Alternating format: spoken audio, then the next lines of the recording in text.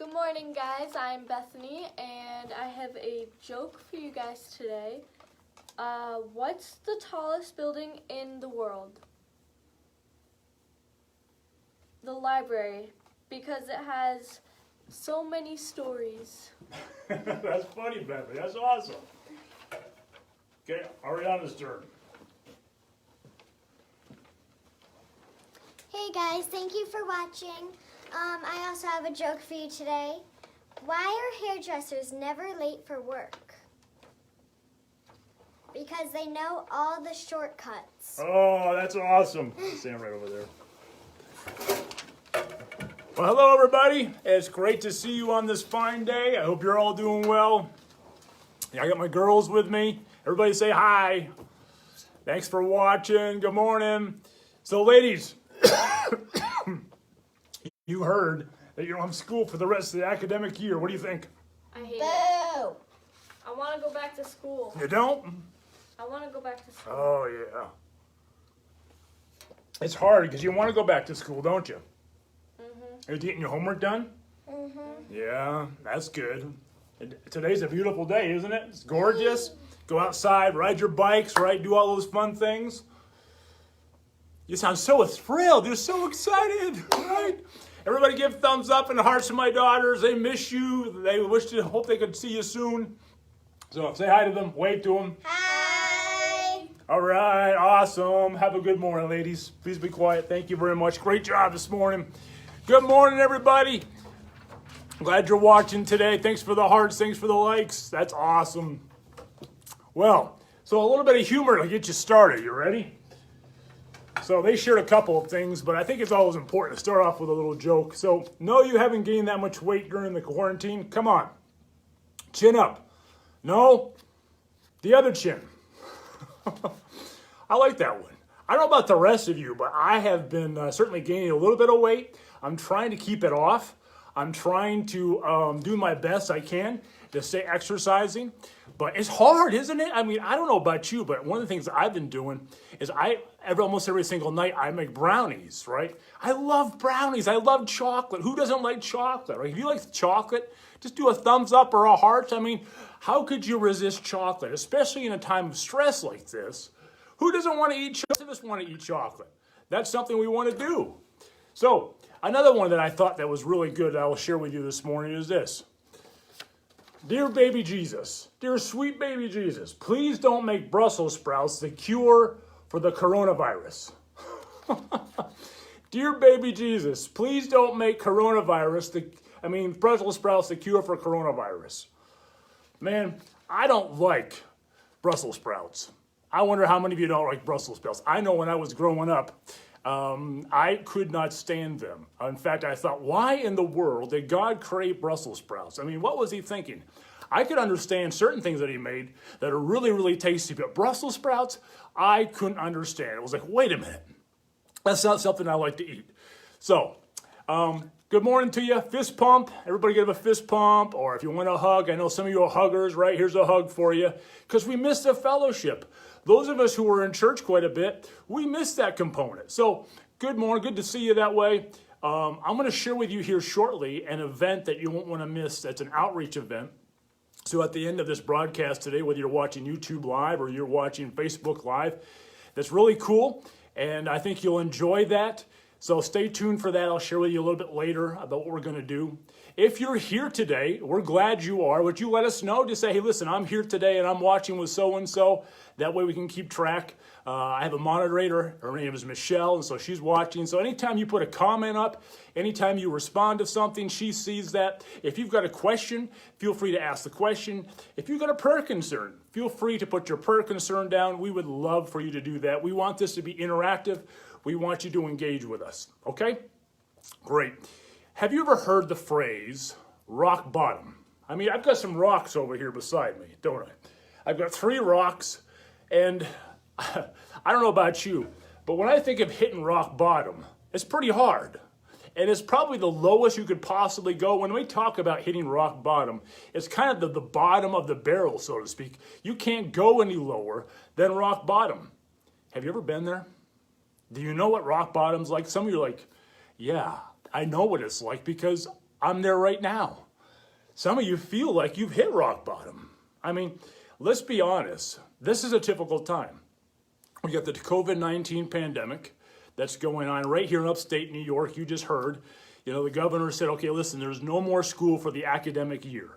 That means for parents, get ready, buckle yourselves in. If you felt like you've been cramped up in a little bit of a prison with your kids, it's only going to get worse, right? I hate to inform you of that news, but hey, listen, that's the scoop. Some of you love it. Others, going crazy. Now, before all of this, think back with me for a second. We could go to our live events. We could cheer for our favorite teams. We could watch sports. We could go down and we could watch a basketball game, or we could watch a football game, or we could, go to a concert. Before all this started, now we haven't been able to. On top of that, you add the fact that you haven't been able to see your mom or your dad. For me, my mom, I'm going crazy, right? And my aunts and my uncles and my cousins, I can't see them. It's really crazy. Or maybe you want to see your kids and you can't see your kids or your neighbors, and you're like, hey, listen, I haven't seen my neighbor for a while. I wave, but I can't really go out and have a conversation that's really in depth. Before all this, maybe you could get together with the guys, get together with the girls. Before all of this, there was some space between you and the kids. Before all of this, you didn't have to worry about, sanitizer, right? They issue this at work where I go. They issue this. Everybody's got to have a sanitizer. Before all this, you didn't have to worry about a face mask. Nope, didn't have to worry about those things. Now, you got to do it. In fact, the other day, I had to do a funeral with my face mask on. You know how awkward that was? That was pretty crazy. But we have to do those sort of things now. Now it's all part of that. And so I think prior to this, there's so many things that we could do. So many different activities that we could have partaked in. But now we're not able to do some of those things. And especially it wears on us emotionally, mentally, and physically. And if we add on top of that a loss of something, a family member, a loved one, and we add on top of that fighting with our spouse. I mean, it's really easy to do when you're in close quarters with your spouse, right? Or if you've got a health dilemma, you add all of that on top of the COVID-19 pandemic, and it's not hard to see why people would hit rock bottom. And some of you are there. It just means, and when you hit rock bottom, it means, hey, listen, you're down for the count. It means you're reaching your lowest point. You can't get any worse. And one thing after another has brought you to this place where and here are some of the symptoms, right? So maybe you know this. You're tired all the time. You can't concentrate on anything. You're not motivated. And it's not just a day thing. It's a daily thing where every single day this seems to be the issue. And you just feel like things can't get any worse. Now, do you want a picture of what it looks like? Let me show you a picture. Here's a picture of what it says. It says, hitting bottom. I'm almost there. That's what it looks like when your face is down on top of the pavement, hitting bottom, right? That's where you're at. And you just feel like, hey, you know what? It can't get any worse. My life is just in a place where it stinks. Yeah, a lot of us can resonate with that. But you know something? If you've been following God for quite some time, and if you haven't, that's fine. We're glad you're watching today because we're all in a place where we need to grow and lean in a little bit. And we've hit this place where we understand we can expect trials. Trials are part of this life, right? Jesus affirms this reality. In fact, in John chapter 16, verse 33, he tells his disciples this. He says, I say these things to you, that in me you may have peace. In the world you will have, now listen, tribulation. Oh, don't you love that word? Tribulation, right? None of us do. But take heart, he says. I have overcome the world. I've overcome the world. That word for tribulation means pressing. It means pressure. It means oppression, affliction, distress. In other words, Jesus is saying, listen, in this world, you can expect those things. Really? Come on, God. I mean, I would just like to coast through life for a little bit and not have to worry about it. But nope, here we are. We understand we're going to have to go through tribulation. So we know that going through this life does not make us immune from experiencing the storms that come along, because life is brutal sometimes, isn't it? Just give me a thumbs up this morning if you would say life is brutal sometimes. So other people can say, yeah, I'm not the only one who thinks that life can be really brutal. Would you do that this morning? Life can be brutal. There's rejection, there's betrayal, there's loss, there's abandonment. There's some thumbs up, awesome. There's loneliness, there's failure, there's unemployment. Some of you are struggling with the unemployment place. Some of you are struggling with injustice, a loss of income, right? There's something broken in your marriage. There's something broken in a relationship that's really dear to you. And you're going through that. And it's difficult. Now, the big question is this. So, let's just say you hit rock bottom. See your hearts and your thumbs up. Thanks, guys, for participating. Let's just say you hit rock bottom, right? You get to this place where you're feeling that. The big question is, what do you do when you get there? I mean, when you're here, what do you do when you get there? Now, when it comes to be dealing with pain and grief and hurt and we hit rock bottom, really we respond in one of three ways. The first way that we respond often is that we detach. We kind of pull ourselves away, and rather than face our emotions, we kind of just pull ourselves and we insulate away from those things in our life, right? And we got to say, hey, listen, I'm okay. We don't have to worry about it. We become emotionless and a little cold and a little distant, so we detach. Another way that we handle being at rock bottom is that we fake it. And some of you are really good at faking it. I mean, if I were to ask you, hey, listen, how are you doing? You walk around and you're like, I'm doing fine. I'm doing okay. But deep down, man, it is not okay. Deep down, it stinks. Deep down, there's pain, there's hurt, there's agony, right? And you're like, hey, listen, I'm going to put on a good air because I don't want people to kind of, I don't want to like destroy people's optimism, but I'm not really doing okay. So we detach, we fake it, and the third thing that we do is we can distract ourselves. Now, in a day in which we have all this social media, we're pretty good at distracting ourselves, right? We have phones, we have computers, and I don't know about you, but my phone seems to ding all day long. And it's easy to distract myself. I can hop on, I can watch YouTube videos, I can hop on and I can watch Netflix, right? There's so many ways to distract yourself in this. But here's the hard part. When you hit rock bottom and you try faking it and you're distracted and you try to detach, none of those are healthy. I mean, maybe for a tad, a little bit, there's some distraction can be healthy. But long term, they're not healthy options for us, right? Because one of the things, perhaps, that you were taught when you hit rock bottom that you and I should do is that we should vent and be honest about our troubles, right? We've done that before. In fact, if you have a good friend that you can vent to, that's awesome. When you hit rock bottom, you want to be able to talk to somebody. You want to kind of get it off your chest, which is very natural for us. Now, let me ask you this question. Have you ever felt the urge to break something? Okay, let's be honest. Have you ever felt the urge to just break something? Can I get a couple thumbs up on that one? Because I want to make sure I'm not the only one who has a tendency to say, I want to break something, right? I see some thumbs up, cool, right? Well, perhaps you've seen the iconic scene in The Office Space where the trio of the disgruntled office workers vent off years, oh my word, look at the likes. I'm glad I'm not the only one, you guys rock. And decide to vent off years of frustration in the office on a printer. They do this in The Office Space. Probably some of you have thought, I want to do the same thing. My life would be so much better if I could just go off in the office somewhere. Well, if you live in one of the growing cities around the world, there are places called the Break Room, called the Tantrum LLC, and others where you can go in and you pay a fee and you can break things. Right?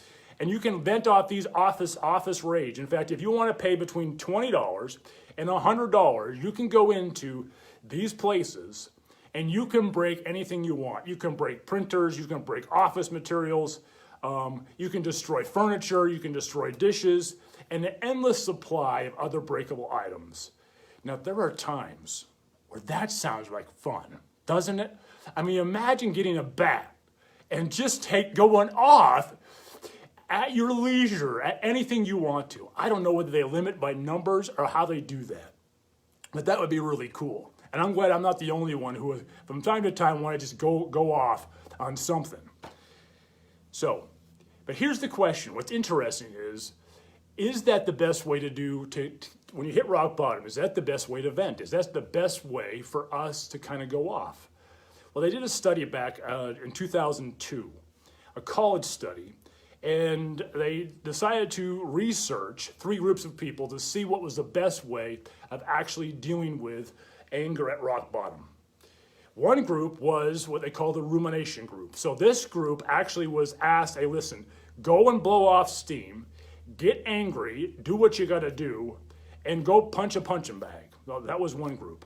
Another group was called kind of the distraction group. So they went and they punched a punching bag, but they had up on their punching bag the fitness goals. So they had the fitness goals on one, the other one just did a punching bag, and then the third group did nothing. Now, so here's the question for you. Which group do you think actually had their anger subside the quickest out of those 3?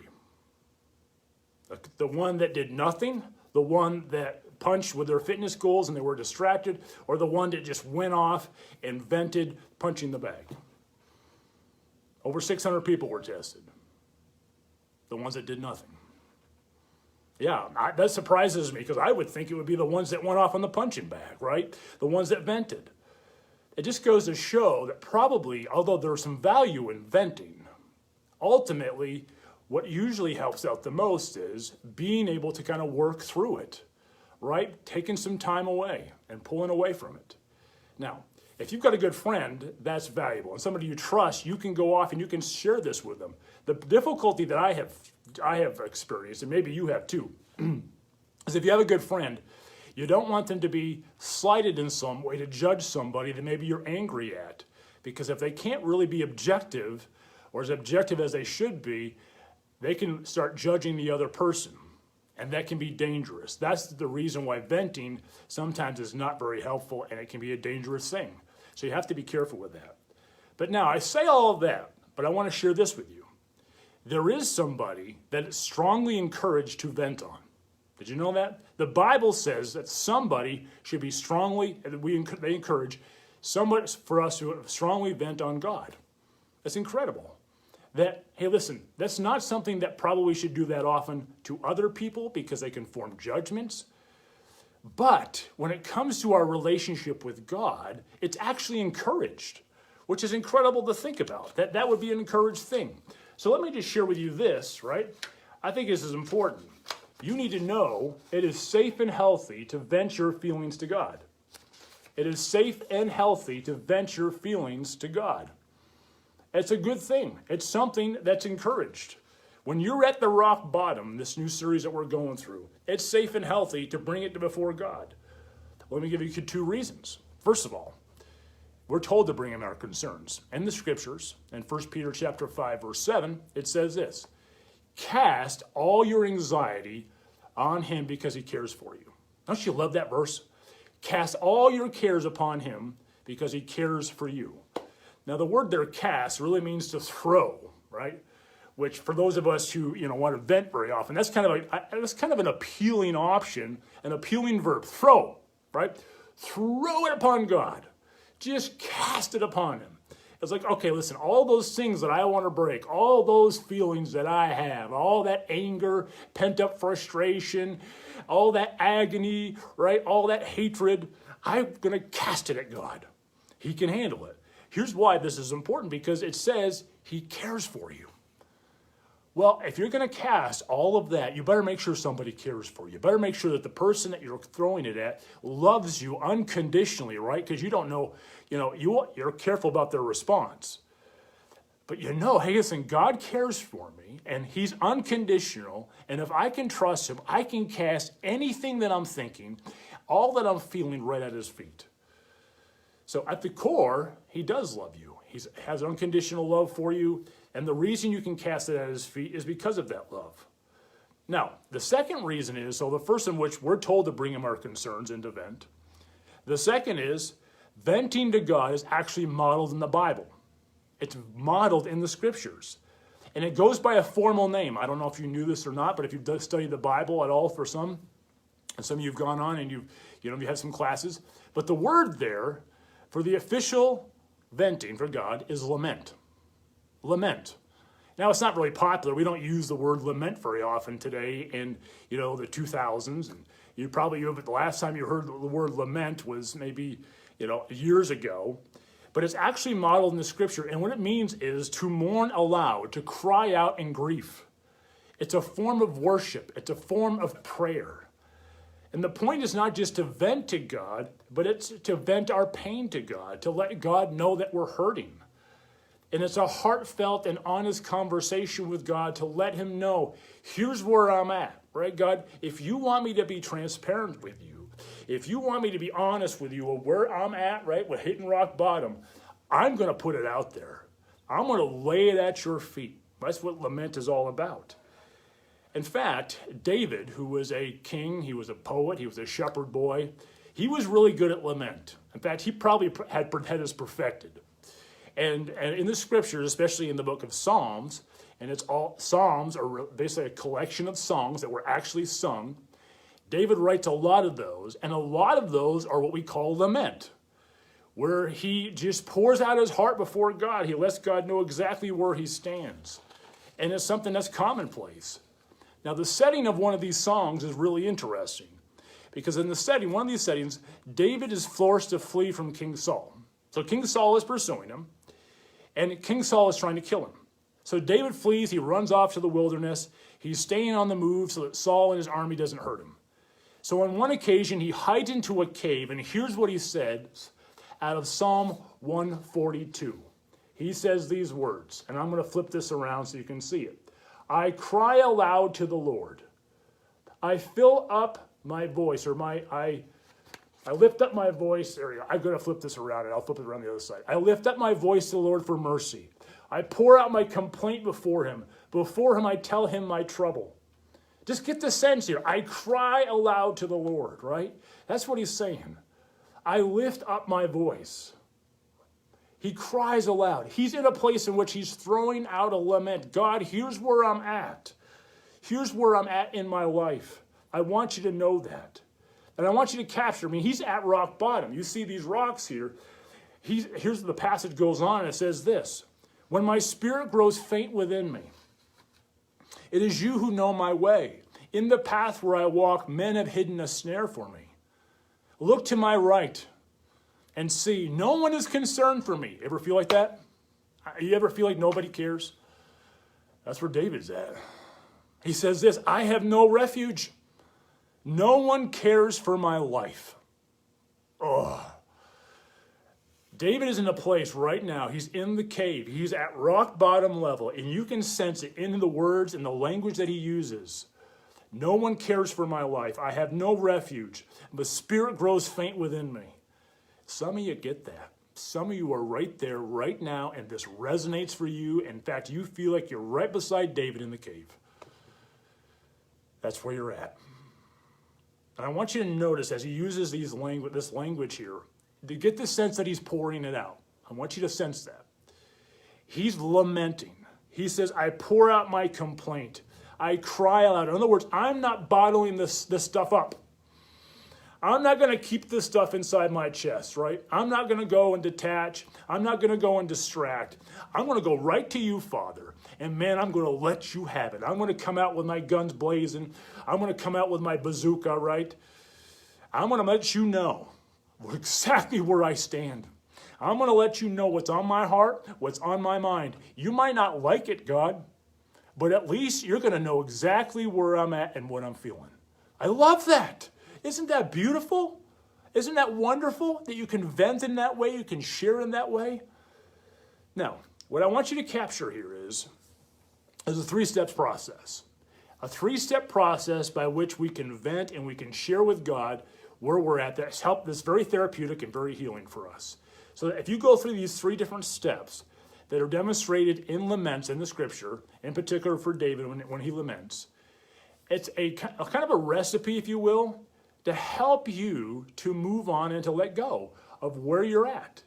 Now, there's some other components, but there's three things that you can do to really help to bring about, through God's grace and his power, some healing in your life. So let me show you those three things, and they just come right out of laments. Number one thing you can do is this. And let me just put it up here so you can see this. Make sure you complain. Yep. Complain. Complain. The first one up here, complain. You saw this right. You see this right. Complain before God. In other words, cry out before him and let him know right where you're at. David puts it this way in Psalm 6. I'm weary with moaning. Every night I flood my bed with tears. Some of you have been crying lately. And maybe you haven't cried for months. Maybe you haven't cried for years. And now the tears are flowing. I'm not sure what's happened for you. I don't know what you're going through. I don't know what you're feeling, but my heart breaks for you. Our heart breaks for you.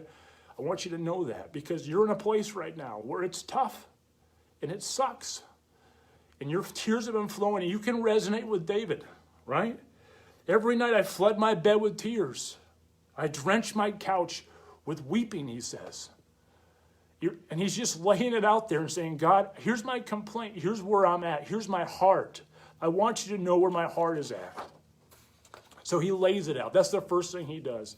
He complains. So please understand, God's got big shoulders, right? I have decent sized shoulders. God's got the broadest shoulders in the world. He can handle, and he's safe to vent your stuff to. He really is. So that's the first thing. Vent to God, right? Complain before him. The second thing I would say this, and this again, this format comes right out of laments. Ask. So move from complain to ask. Move from complaining to God to ask. Because here's what happens in most laments. They move from a place of complaint to a place of asking it. And David does this in Psalm 142. He moves from complaining to God, I cry aloud to him, where he says this, you are my refuge, my portion in the land of the living. Listen to my cry, for I am in desperate need. I'm in desperate need. David is asking for help. I mean, he's moving to a place where, okay, I've vented, I've blown off my steam. You know what I'm thinking. You know what my heart is. Now I'm going to start asking. I'm going to move from not just complaining, because there's some value in complaining before God, but sometimes we just lay it there. But now, what David's going to do is, David's going to ask for the God who has all the strength in the world and beyond the world, all the power beyond what we can imagine, infinite power, infinite strength, infinite love, infinite wisdom. I'm going to trust in a God who has all of that, and I'm going to ask that he would extend what he has and all of who he has and all of who he is into my situation. I'm not just going to vent. I'm going to go beyond. I'm going to say, okay, God, listen, I need your help here, okay? You see my situation. You see how bad it is. I'm turning towards you. Quick little story. D.L. Moody told this story, and it's a powerful one about the importance of relying upon God. A minister one day was moving his library upstairs, and he was going up with a load of books. His little boy came in to help his dad, and he was very anxious to help his dad. So his father told him, okay, we'll get an armful of books and bring them upstairs and meet me upstairs. So he went upstairs with a book of armful of books, and he came back down because his son hadn't come up the stairs for a little bit, came back down to check on his son. And he saw his son dragging this big book up the stairs. And he was crying as he was dragging this book up the stairs because it wasn't going as fast as he wanted to. He thought he was letting his dad down. His dad bent over, picked him up along with this book, carried he and the book up to the top of the stairs and into the library. I love that story. You know why? Because it's a father swooping in on his son, could have been a daughter, to say, you know what, I see the load that you're pulling up the stairs, and it's overwhelming, and you're emotional about it, and I'm going to swoop in, and I'm going to pick you and the load up, and I'm going to carry him. That's just like the Father, God himself, moving in and saying, you know what, my son, my daughter, I see what you're carrying. I see the hardship that you're experiencing. I see how you're trying to pull that up the stairs. I'm going to move in. I'm going to pick you up, and I'm going to carry you and the load together. And that's how our Father works. But in order for that to happen, we have to ask, right? We have to say, God, here's what I need. I need you to step in. I need you, Dad. I need you, Father, to step in and to carry this load where I can't carry it anymore. So we have to move from just complaining to asking. Now, the third thing is this. Third thing is we need to trust. This is the hard part, right? So we go from complain, let it all out, ask, and then complain. Then to trust. And the trust piece comes over the course of time. So this is not something that's automatic and fast. In fact, some of you watching today, those of you are thinking, listen, I can complain and I can ask, but I'm not sure about the trust piece because I feel like God's let me down in some area. And that's okay. So it's going to take a little bit of time maybe for you to move to a place of trust. But in many of the laments, they move from a complaining to an asking of God to a place in which they're willing to at least try to trust again. And that's the case for David in many of the laments that he writes in the Psalms. In fact, he says in Psalm 86, to give you an example, so he's gone through, he's done this where he's shared his complaining, he's asked, and then he says, I give thanks to you, Lord, my God, with my whole heart, and I will glorify your name forever. So he's moving right into a place of praise. Into a place, hey, listen, I'm willing, Lord, to trust you again on this. I'm willing to give you a little bit of runway to let you do your thing. Thank you very much for letting me get my piece off my mind and off my heart. And thank you for letting me ask you. I'm going to give you a little bit of runway, just a little bit here to let you do your thing. And then tomorrow, maybe I'll give you a little bit more runway. And I'm going to see as we go along to see whether you're trustworthy. That's totally understandable. Now, this pattern, so complain, ask, and then trust, is really therapeutic for our souls. It's really helpful because we understand, hey, listen, it comes back to, we start off with, God, I got a complaint. I'm going to ask you for help. But it ends up in a place in which, little by little, we can trust. Because, and this is important, so don't miss this, when we vent to God, it helps us to let go. When we vent to God, and we complain, and then we ask, it helps us to let go. And letting go is critical to helping us to trust in God yet again. It's critical. Because for many of you today, we need to let go of something that's been ailing us, something that's been bothering us, something that's been on our nerves, that's just eating us alive. But the only way you can let go of that, friend, is to bring it to God, because it's bigger than your uncle, it's bigger than your aunt, it's bigger than your sibling, it's bigger than your spouse. It's bigger than you. And so you got to bring it to a God who's bigger than you to get that out and to vent it off so that you can let go and begin to let go of it. That structure is important. Complain, ask, and then little by little to give God a little bit of runway to trust him. When we learn to lament before God, we learn to let go.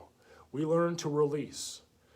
Let me tell you a story about how this works, probably in concept. Paul Lee Tan writes this story. Back when I was a little boy, we worshiped God in a church in East Houston that had a big white sign with broad black letters that read, "Let go and let God." And I remember sitting there as a child and as a young adolescent looking at those words. In fact, I looked at them every Sunday for several years. Let go and let God. In fact, some of you today have seen quotes like that. Maybe you've seen it on billboards before. Maybe you remember seeing a sign like that. Let go and let God. He writes this, "They sounded great, and I'm sure whoever put them there wanted them to speak to everybody there. It's a little dubious whether this is the origin, but it seems well documented. A college student back in the 19th century took 6 postcards and wrote a large letter on each one. Letgod. Let God, right? So one on each one of those postcards. He put it on the mantelpiece in his room where he was living at school. One evening, a draft blew through the window, and the D blew away. As he picked it up, he saw what seemed to be a message from God, the secret of following God. Only by letting go can you let God carry out his will in your life. Only by letting go can you let God carry out his will in your life. I hope today, for each one of us, we're able to go to God and let go. So maybe this is what you need to do today. Maybe a little bit of homework. And so in my congregation, in my church, I give them homework, I know. And some of them are rolling their eyes right now. But a little bit of homework, right? So I'm going to ask you a few questions. So I want to put you to the test. I might make you a little uncomfortable, but that's okay. It's important. So maybe you're in a place in which you have all this stuff, all this pent-up energy, and all this pent-up hate, and all this pent-up frustration, and bitterness, and anger, and frustration. You get maybe all of that. So what you need to do is you need to complain before God.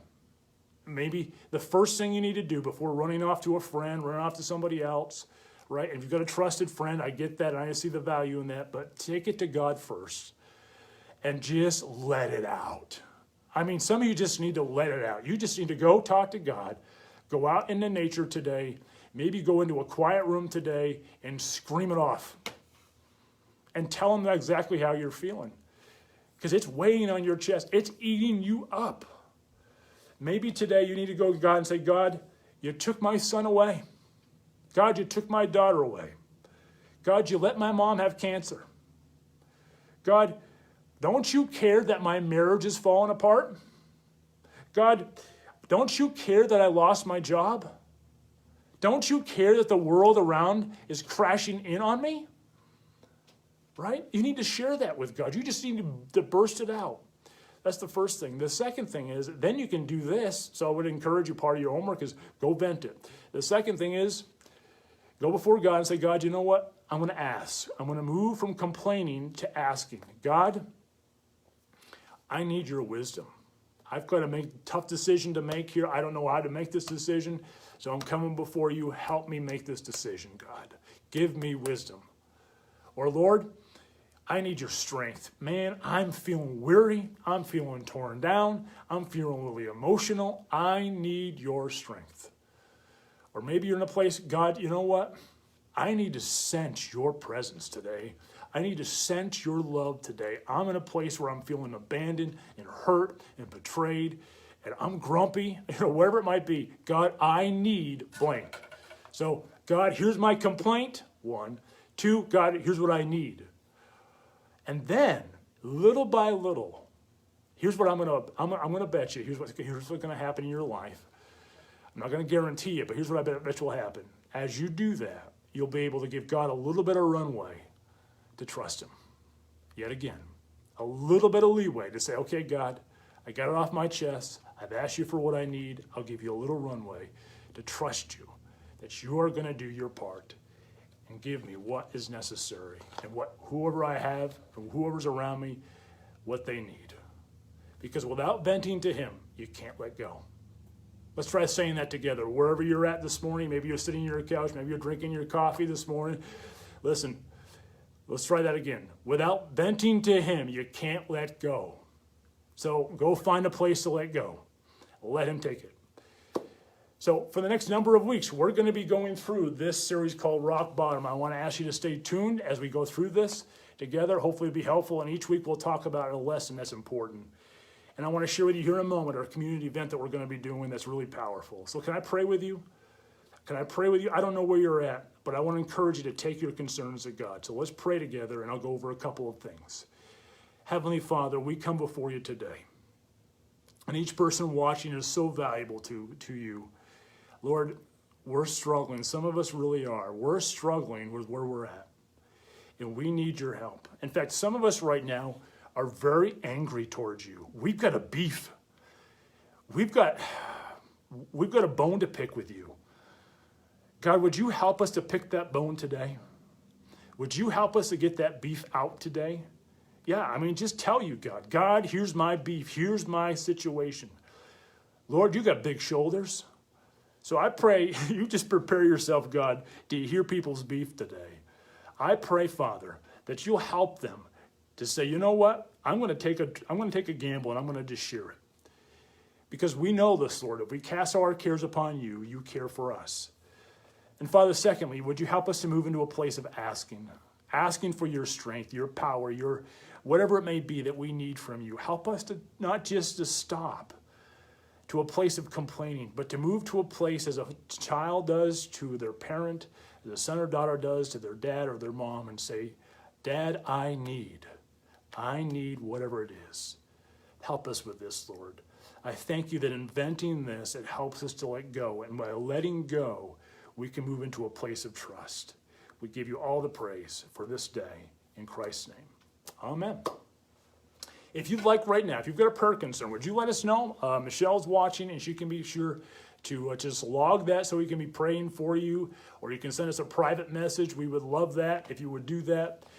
So what I'm about to share is for anybody who wants to listen to. It's also for our church. But what we're trying to do is, starting this week, so starting today, through the end of this week, we're going, in fact, probably beyond that, we're going to be putting up signs. And so a couple of the ladies in our church had some ideas, and I love these ladies. I got a great team of people that work with me at church. I'm so blessed. And they had this idea, why don't we put up a sign, and we're going to put this sign up and have people, as they drive by, it'll just say something like this: honk for our workers and small businesses. And so that sign's going to be put up here, and that sign will just say honk for workers and small businesses. And so we're encouraging people, when you drive past our location here at 3640 Seneca Turnpike, when you drive past, just to honk, and you'll see all these smaller signs out there recognizing people. In fact, we've got one out there right now recognizing nurses, okay? We've got another one out there right now, as I speak, recognizing medical staff, all right? These are just a sample. We've got a few of them out there right now. One recognizing Liz Zupan, who's a cashier. So you can put a name of somebody, you can put a collection of people out there, but they're out there right now. And so here's what we're inviting. We're inviting anybody in our community to put together a sign and put it out there. We're giving you freedom to put the sign out there with the big sign that says honk for our local businesses and frontline workers. And just put your sign out there so that people recognize, because people are working hard right now, aren't they? And so I'm clapping for you. If you're a frontline worker, or listen, even if you're a parent and you're at home and you're taking care of your kids, right? That is something we want to celebrate. Or if you have a particular name of somebody you want to celebrate, you can do that. Now, if you get into a situation where you're not able to make a sign, so maybe you're in a place where you're handicapped or you have an extenuating circumstance, you can let us know. We'll try to do as what we can. I can't promise we can do all of them because the requests might flood in, but just let us know. But in general, we want to encourage you to participate and to make these signs and bring them out and put them up there, and we'll make sure as people drive by, hopefully they'll honk, we'll celebrate people. These aren't just people in our church. We're talking about anybody in our community. You can make the sign, put it out there, and hopefully that'll be a win-win for all of us. The second thing is this. So not this coming Wednesday, but the following Wednesday, we're going to have a prayer time together on a Zoom conversation. We're going to be praying for all the small businesses and all the workers. And if you have people that you want us to be praying for, small business, would you let us know? In fact, you can put them right now in the comment section. Somebody you want, we'll pull those off. We'll add them to our prayer list. So maybe you want to be praying for a certain parent. You want to be praying for, somebody. Just be careful about the names, though. Just give us a first name. Please don't put the last name up there. But be praying, hey, listen, I want to pray for this business. I want to pray for this establishment. Let us know. We'll compile all that. We'll bring it to our prayer time. We'll be praying for that. And we'd love to do that. And you're welcome to join us on that Zoom link. If you're interested, let us know. We'll send you that Zoom link. All right? Cool. And I just want to say this. So if you're watching right now, there's no obligation to watch any further. I just want to say a word to my church family who has been really showing their faithfulness in such wonderful ways. So church, hear me when I say this. You guys rock. You rock. I mean, last 2 months, we were concerned going into this that this would really affect us financially. And we have actually, in the last 2 months, by God's grace and your faithfulness, we've come out further ahead than we thought we were going to. It's just awesome. It really is. In fact, we've had 2 great months. You have overwhelmed us. So thank you so much. I cannot emphasize this enough for your faithfulness. I'm so proud of you as your pastor. You guys are awesome. So thank you for your generosity. You've been doing it through a number of different means, and I'll just share with you to remind you, Some of you have been going online and giving through the church, Kennesaw, churchofthenazarene.com, and you can do that. So thanks for doing that. You can click give on the right-hand corner. We've had a number of people decide, you know what, I'm going to start texting. So I'm going to text, and here's how I'm going to do it. I'm going to text this number. Oops, I've got it upside down, sorry. Text the word give here, and you can follow the prompts. That's what my wife and I do. We just text. It's so simple. It's so easy. Or you can just send it in via check. Some of you are doing it via check, and that's fine too. But here's what I want you to hear. Thank you. Thank you so much for believing in us and for what we're doing. Cannot express my gratitude enough. All right? So thank you, everybody, for your time today. And we're gonna hop on a Zoom conversation if you're part of our church. And we're going to have communion today on our fellowship Zoom. So please join us there. God bless you all. We'll see you here soon.